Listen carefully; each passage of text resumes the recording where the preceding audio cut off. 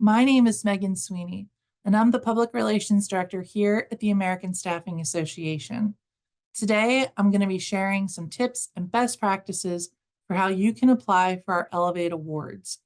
Our Elevate Awards honor outstanding job training programs in the staffing industry. Any skills development program that's developed and managed by an ASA member staffing agency for temporary and contract employees can apply. The program does not have to be launched in the current calendar year to be eligible, and there is no fee to enter. Submissions will compete in one of 4 awards classes based on a company's annual sales. The first category is staffing agencies with less than $7.5 million in annual sales. Then staffing agencies with $7.5 million to $25 million in annual sales, followed by staffing agencies with $25 million to $100 million in annual sales, and then finally, staffing agencies with more than $100 million in annual sales. Winners are honored during our Staffing World Convention and Expo. They receive awards and media kits, and they're featured in ASA's publications, on our website, and via our earned media efforts and on social media throughout the year and really beyond. So now that we've given a brief overview of the Elevate Awards program, let's take a look at how to apply. So first and foremost, as I'm sharing the screen here, you want to go to americanstaffing.net/awards, which will actually take you to this page. So this is our, as you can tell, overall awards page. And you will see the Elevate Awards right here. You can click Learn More, and this page will come up. So it provides an overview at the top of the page. And then in this little gray box here, you can click and the entry form will scroll down. So part 1 is your contact information. That's pretty straightforward. What I will say is there's space for a nominator and a public relations person. If you do not have a public relations person, and I know a lot of places don't, you can just put NA. It'll actually say that in that section there. So what you're really looking at is the program information. Now, obviously, there's the program name. It's always helpful. And the entry classes, which I just went over.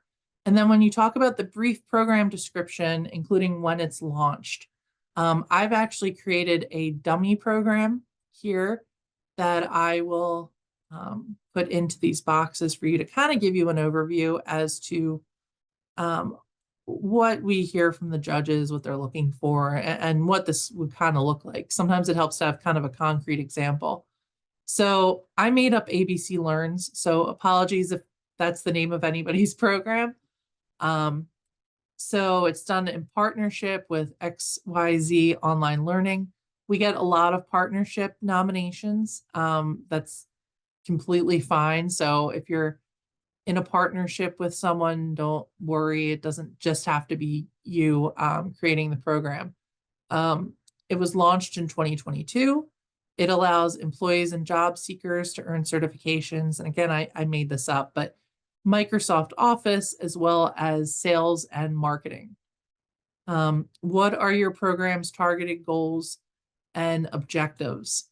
So what I have here is we wanted to provide a non-traditional means of learning for people in our community, especially, say Microsoft Office and sales and marketing are some in-demand skills at the moment.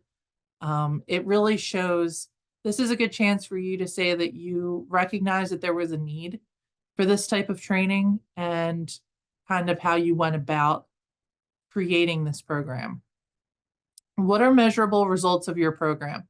I will say, as someone who talks to the judges, this is something they really, really look at. And it doesn't have to be high numbers. I know a lot of these programs may be a year or 2 years old, and it can take some time for them to launch. So in my example, I have, since its launch in 2023, the ABC Learns program has seen 50 enrollments, issued 35 certifications, placed 30 graduates in new roles. Again, they really take a look at the numbers. I know that's been very important in past years with judging. So just to kind of keep that in mind, the more numbers, even if it's, expected to graduate or number of people that are enrolled in the program or have completed X amount of courses or something like that, will really help your case. How does your program effectively develop the skills to lead to improved employment of your temporary and contract employees? So I'll use our example here.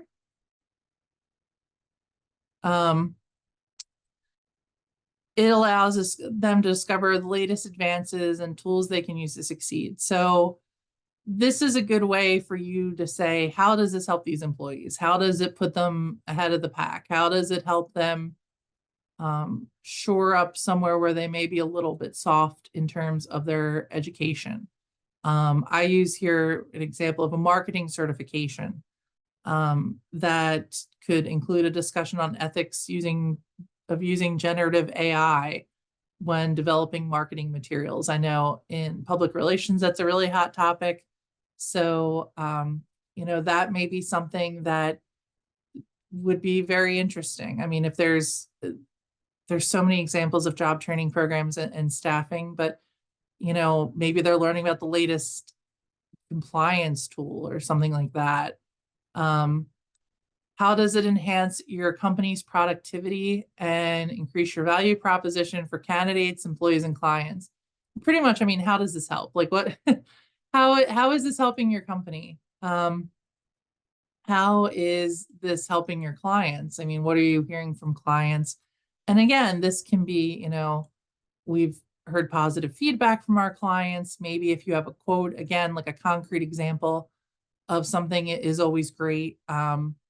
I have here, for an example, employees who complete a certification in Excel were able to use the latest tools that made them more efficient in the company. If you have any, again, concrete examples of maybe hours saved or something like that, feel free to put that in. That's always helpful. But yeah, I mean, how is this helping? Really?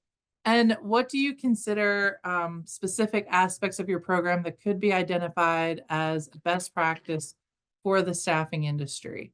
And this one, again, this is what can other companies learn from you guys? And I'm actually stealing a little bit of something from our ASA Pro Stacks, something I know our education team is very proud of, and that is that our certification program includes multiple opportunities for discussions during the courses.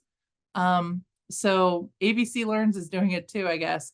The discussions are helping to foster a sense of community among employees. I mean, if you have all these employees that are going through the same programs, it's a great way to, develop communication and build bonds and everything. I mean, those type of examples. It doesn't have to be, if you do this, you save X amount of money or you make X amount of money. I mean, it can really be showing off soft skills too. And then digital attachments. And perhaps there's no other award that we offer that where we see so many digital attachments.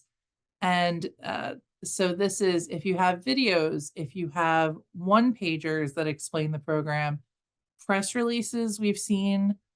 We always love pictures. And I say we, I mean the PR department, because it's easier to brag about you if there's pictures. If you want to see some examples of pictures of past winners, you can look up our hashtag Staffing Elevates program on our social media outlets. You can see some of the winners. And then just like we have for all of our awards programs, it's just a space for feedback. If you had any issues, if you have any thoughts about ways to improve the program, anything like that, we're always open to it. And then you just click submit. And that will take care of your submission. So the winners will be announced in the fall. There will be winners, honorable mentions. Again, this is kind of up to the judge's discretion on what's awarded, who's awarded, and everything like that.